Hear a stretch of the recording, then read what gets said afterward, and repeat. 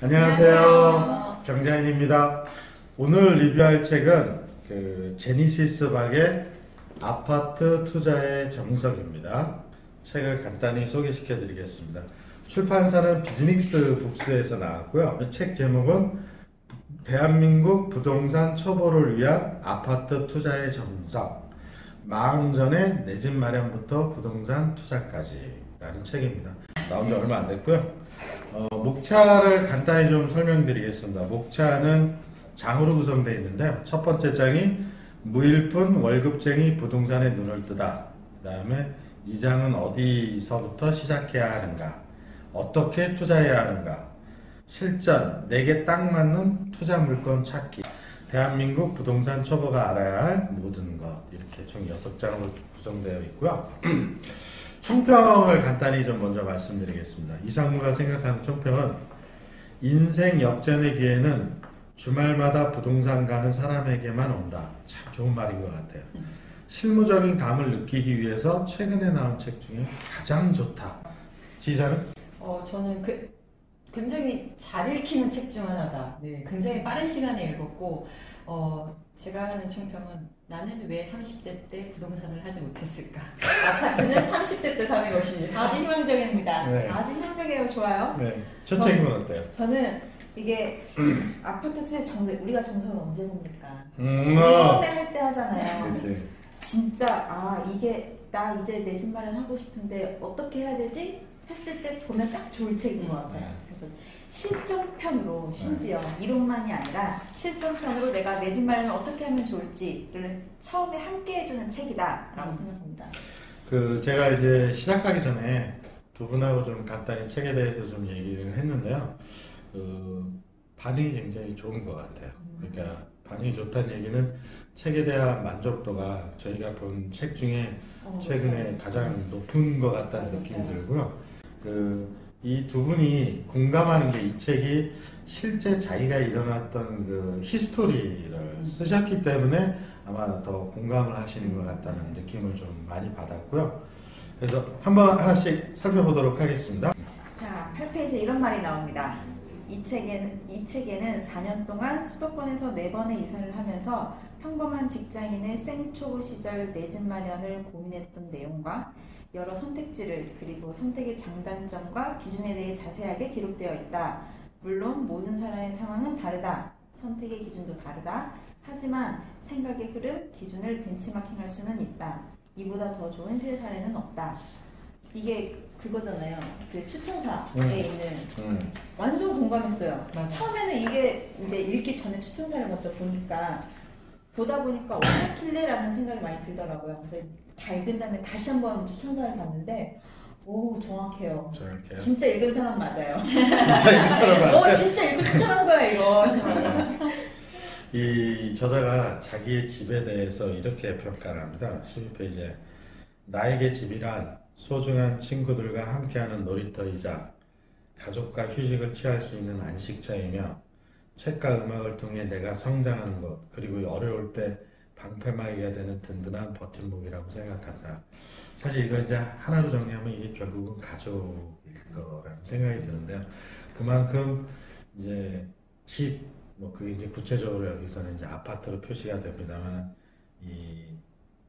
특히 우리나라 사람들이, 저도 포함해서 이 집에 대한 욕구가 되게 강하고, 이걸 어떻게든 만들어내야 된다라는 그런 강박관념, 이런 것들이 굉장히 강한 것 같습니다.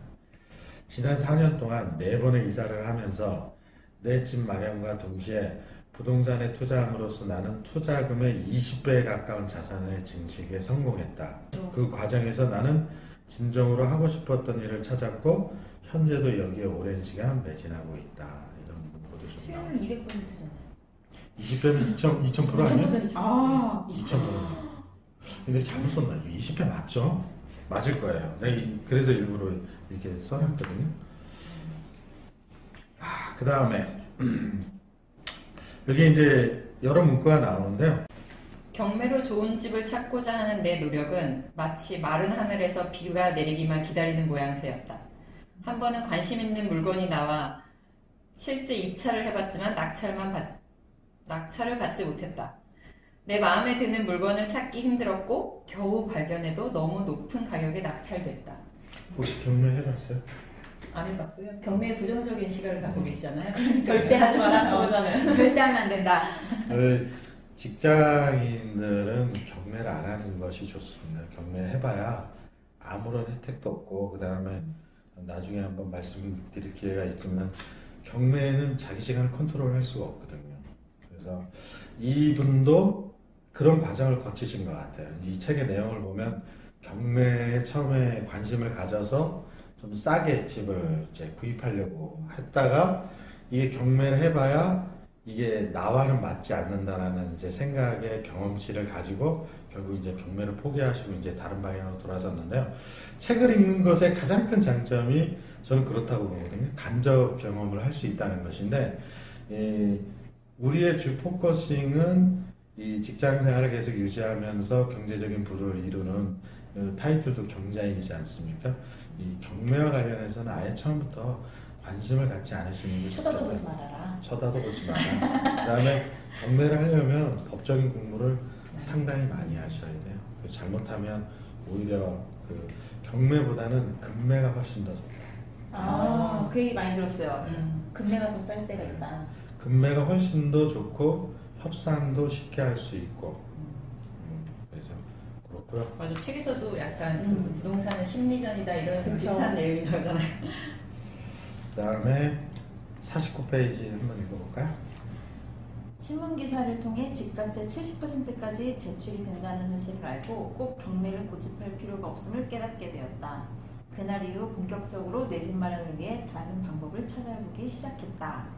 이 책에서 보면 이 저자가 이제 아파트를 구하러 가다가 저기 산 위에 있는 아파트를 보고서는 택시 기사한테 계속 올라가 보자고 이렇게 하는 아주 사소한 상황에서 완전히 상황이 바뀌는 그쵸. 이런 것들을 몇 번 얘기하거든요.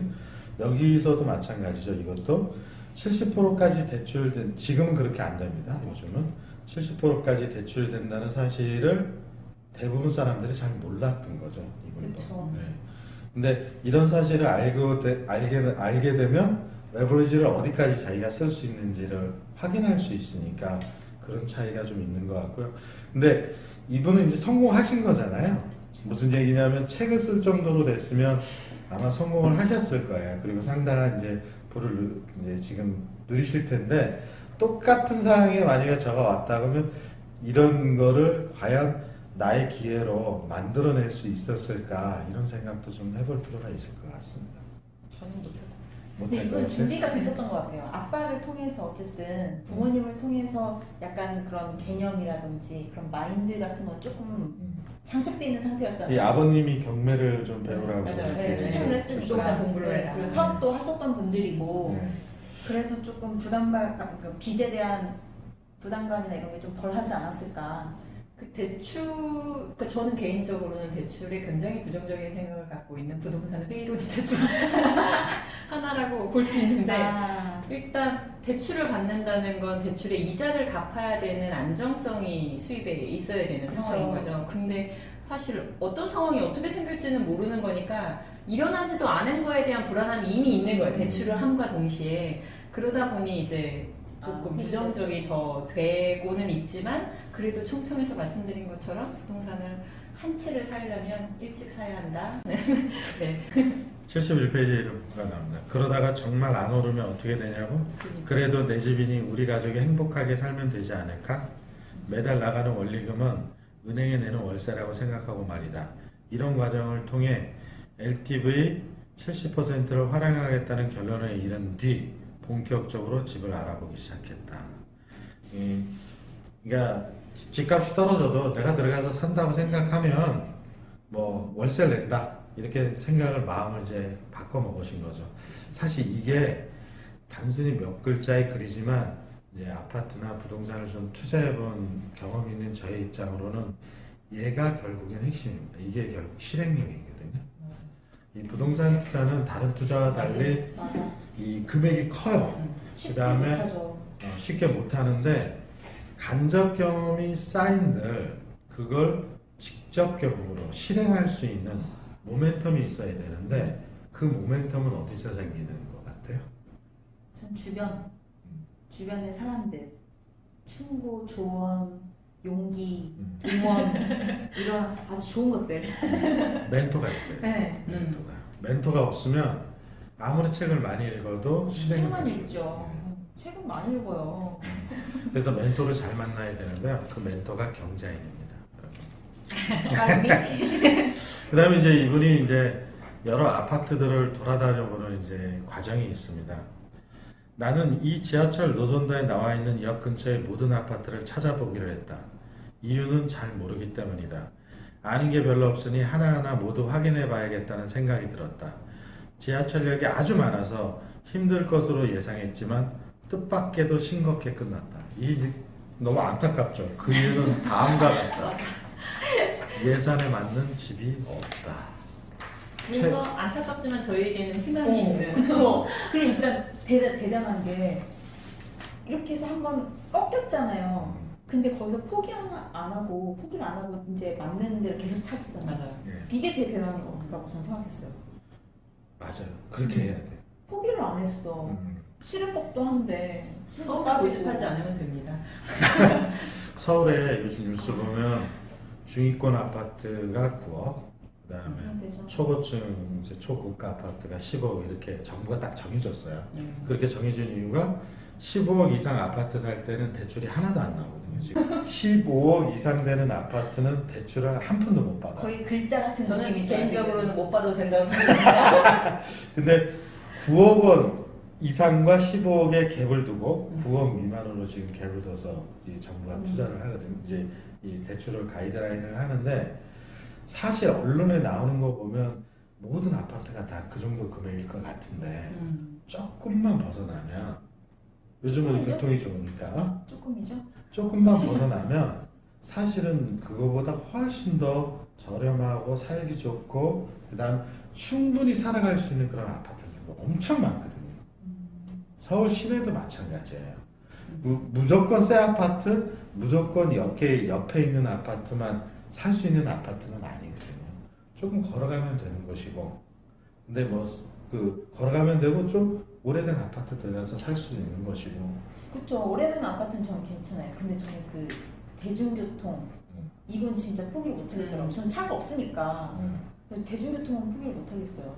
네, 제 경험을 한번 말씀드리면 제가 옛날에 그 은평구의 연신내라는 곳에서 살았거든요. 근데 연신내 역 근처에 산 게 아니고 이제 어려웠을 때 가련동이라는 곳에서 살았는데 거기 가려면 걸어서 상당히 오랫동안 갔어야 돼요. 지하철역에서요? 네. 근데 그런 과정을 거쳐야 된다고 나는 생각해요. 이런 간접 경험을 통해서 제가 거치지 않고 그냥 바로 갈 수 있잖아요. 이게 우리가 하고자 하는 거 아닙니까? 네, 그렇긴 하죠. 그렇다면 네. 이제 전세는 조금 더 가까운 곳, 그러다가 이제 아파트 전세, 그 다음에 이제 아파트를 사고 이런 식으로 이렇게 쭉 흘러왔는데 그 과정에 이런 생각이 들어요. 중간에 누가 코치만 좀 해줬으면 좀 더 빨리 시간을 한 반으로 줄일 수 있지 않았을까라는 생각은 들어요. 제 케이스가 약간 그런 것 같아요. 제가 아까 아파트는 30대 때 사야 된다는 아. 얘기한 게 뭐 책에도 나오는 얘기였던 것 같아요. 하나의 부동산, 하나의 아파트를 가지기 위해서 내가 지금 당장 돈이 그 한 채를 사기 위해 돈이 있는 건 아니니까. 근데 예전의 생각은 왜 아파트에 그렇게 몇 호씩 깔고 앉아 있으면서 전세 절반 가격이 되는 전세로도 얼마든지 안정적으로 살 수 있는데 이런 생각에 그 돈을 다른 데다 투자하면 부동산보다 더 나을 거야. 부동산은 이미 거품이야 이랬는데 부동산이 계속 거품이에요. 그래서 거품이 굳었어. 결국에는 거품은 계속 커져. 그래서 결국은 40대 때 샀는데 물론 이제 사모님이 싫어하시는 수도권에 이제 사서 오르는 폭이 얼마 없기는 하지만 그래도 꾸준히 오르고 있다는 거. 그렇죠. 내가 다른 데에 투자한 것만큼의 수익률이 안 나냐? 그게 아니거든요. 그래서 가능한 한 대출을 끼고 안정적인 직장이 있을 때 대출을 끼고 일찍 사고 싶은 동네에 사두면 나중에 내가 들어가서 못 살게 되면 팔면 되니까. 그쵸. 근데 들어가서 살게 될 때쯤에는 그 정도의 이제 부가 올라 있다. 여기서 진짜 원했던 말은 살고 싶은 동네. 살고 싶은 동네 맞아요. 아. 그러니까 저는 사실 때 살짝 뭐 이런 직주 근접이니 뭐 역세권이니 이런 거는 사실 잘 모르기도 하고 저는 다른 사람들이랑은 조금 다른 것 같아요. 살고 싶은 동네가 저는 난쟁이 동네를 좋아하고 복잡거리지 않는 동네를 좋아하고 그러다 보니 내가 그런 동네를 벗어나지 않을 거라면 예전에 샀었으면 맞아요. 예전에 샀었으면 훨씬 더 나았을 맞아, 것을 맞아. 어차피 같은 동네 네, 그렇지. 그래서 살고 싶은 동네를 꼭 하나 화이팅! 아시죠? 제가 어디 살고 싶은지. 네. 강남? 86페이지에 이런 말이 나옵니다. 택시를 타고 집에 거의 도착했는데 문득 저 위쪽으로 좀 가면 아파트가 보이던데 하는 생각이 들었다. 그래서 택시 기사에게 위쪽으로 조금만 더 올라가 달라고 했다. 얼마 안가 부동산 중개소가 보이자 그 앞에 내렸다.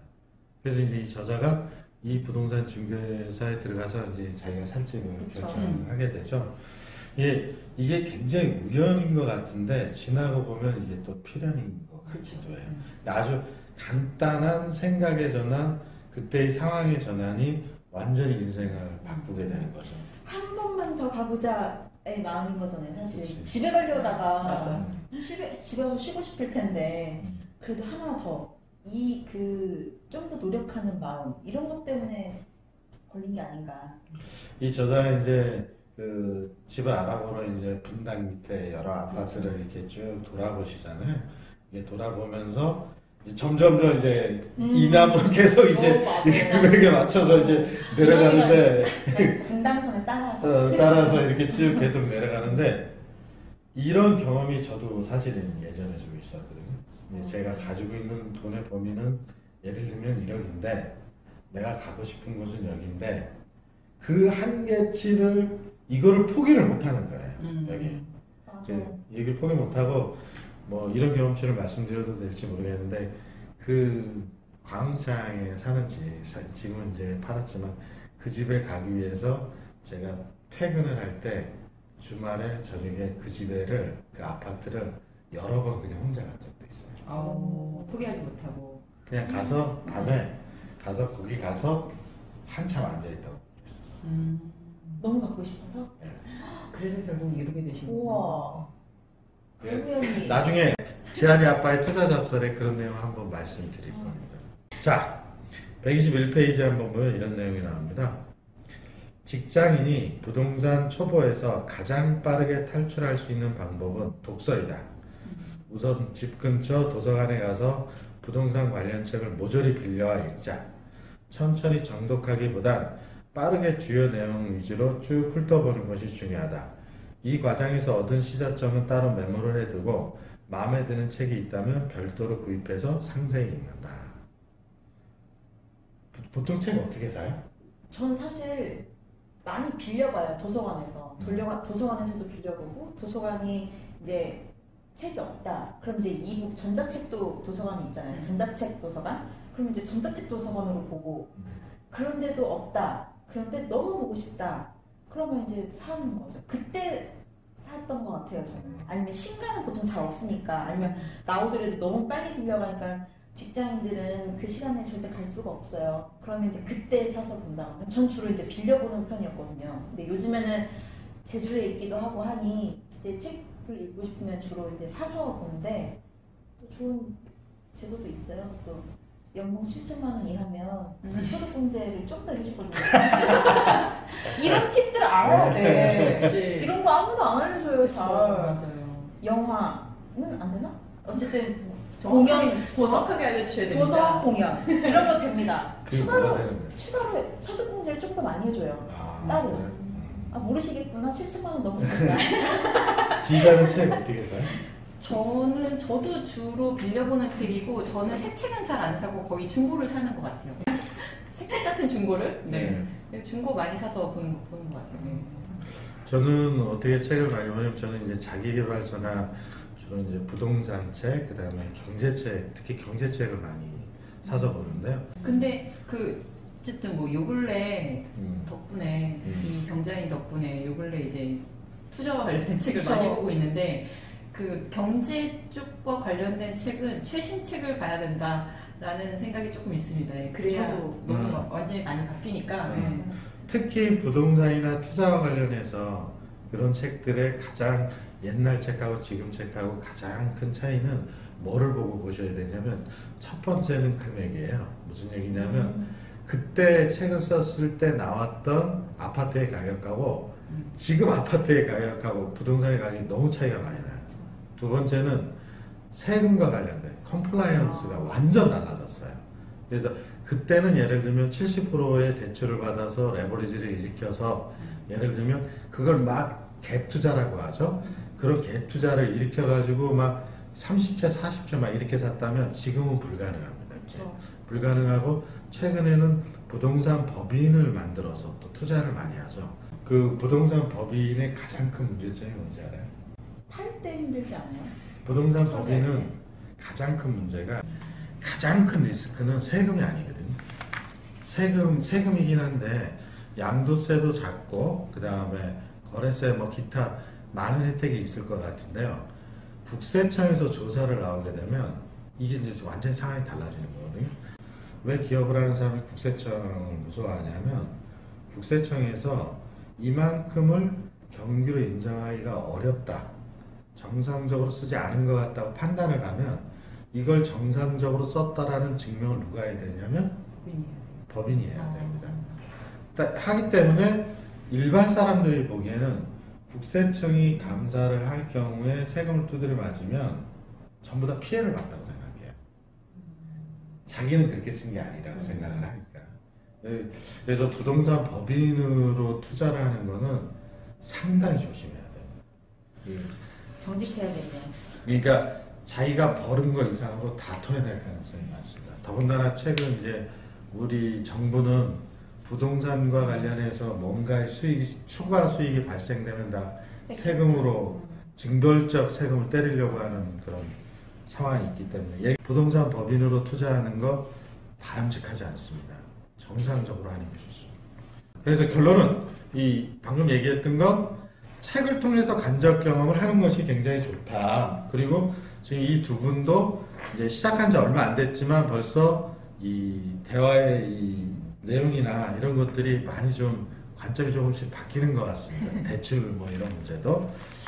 그다음에 108페이지에도 이런 말이 나옵니다. 우리 부부도 처음 신혼집을 선택할 때는 정말 아무 생각 없이 둘만 고려했다. 그러다 아이가 태어나고 점점 자라니 이래서 사람들이 이런 곳으로 이사를 하는구나. 그래서 이 집 가격이 비싸구나 라는 것을 깨닫게 되었다. 이런 문구도 좀 나옵니다. 이제 교육이나 이런 걸 통해서 뭐 또 이제 관점이 조금씩 변하는 거죠. 그래서 이 책의 가장 큰 제가 보기엔 장점은 뭐냐 하면 우리 평범한 사람들이 겪을 수 있는 과정을 같이 공감할 수 있다.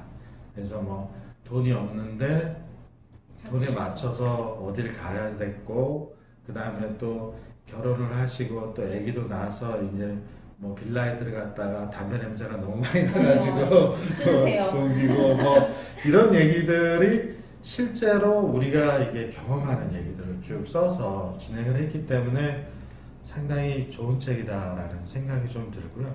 투자 에세이 같은 느낌. 맞아요. 아파트 투자 에세이. 그러니까 초기 투자자, 처음 초기 시작하시는 분. 이게 이제 여러 번 투자를 했거나 부동산에 나름 좀 일가견이 있다고 하시는 분들한테는 적합하지는 않을 것 같아요. 그런 분들이 보기에는 좀 수준이 좀 낮은 책일 수 있을 것 같은데 처음 하시거나 아니면 이 사회초년생들 이런 분들에게는 상당히 도움이 되지 않을까라는 생각이 듭니다. 자, 경자인입은 아파트 투자의 정석 종합평가 하도록 하겠습니다. 정량적 평가는 제가 할 건데요. 첫 종합서평은 3레벨 지식 확장 도서다. 그 다음에 재미성은 3레벨 적절한 재미가 있다. 처음에 읽어보시면 굉장히 재밌고요. 지휘자가 얘기한 것처럼 쭉 그냥 잘 읽히는 그런 책입니다. 담백하게 잘 썼어요. 그 다음에 유용성으로 보면 이게 좀 이 사람마다 좀 얘기가 달랐는데 저는 약간 유용하다는 정도로 물론 제 수준에서 그럴 수 있을 것 같습니다. 난이도는 초보자 이상이면 다 읽을 수 있을 것 같다. 정성적 평가 좀 해주시겠어요? 이 책을 읽는데 얼마나 걸렸나를 생각했을 때 저는 되게 쉽게 잘 읽혔어요. 그래서 한 3-4시간이면 충분히 읽겠더라고요. 그래서 직장을 다니고 퇴근을 해서 읽더라도 일주일이면 충분히 읽을 수 있겠다. 일주일이면 정말 읽을 수 있다. 정말 충분히 읽을 수 있겠다. 그다음에 제가 항상 중요하게 생각하는 추천. 주변인에게 추천할 만한가? 저는 제 주변은 이제 어쨌든 제 또래들이 많잖아요. 그래서 저는 적극 추천.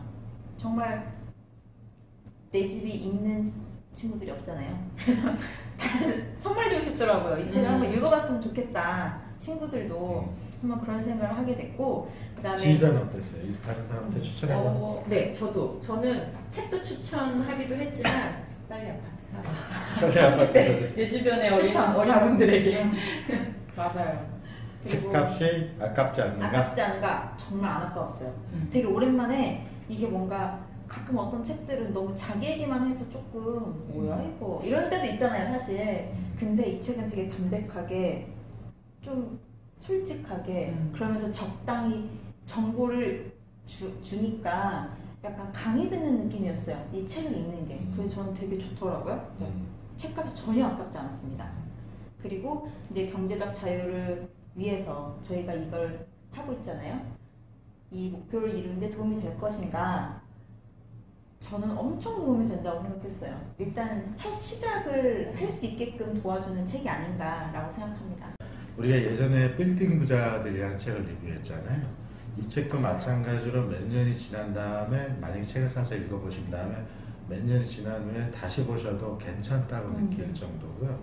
그 다음에 이제 좀 경험이 있는 저의 입장으로 조금 보면, 제가 막 경험이 많은 건 아닙니다. 오해 안 하셨으면 좋겠는데, 여기에 보면 그 부동산 초보가 알아야 될 모든 것이라고 해서 세금이나 기타 꼭 알아야 되는 내용을 뒤에다 이렇게 정리를 해 놓으셨거든요.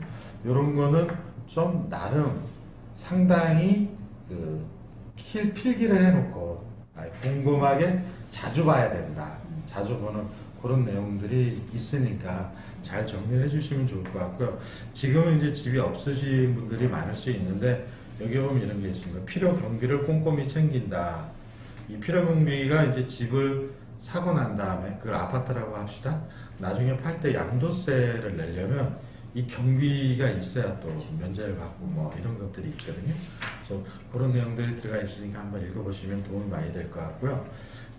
초보자들에게 최근에 나온 부동산 관련 책 중에는 상당히 읽어볼 만한 좋은 책이다. 이렇게 말씀드리고 싶습니다. 적극 추천합니다. 네, 오늘은 여기까지 하도록 하겠습니다. 감사합니다. 안녕히 계세요.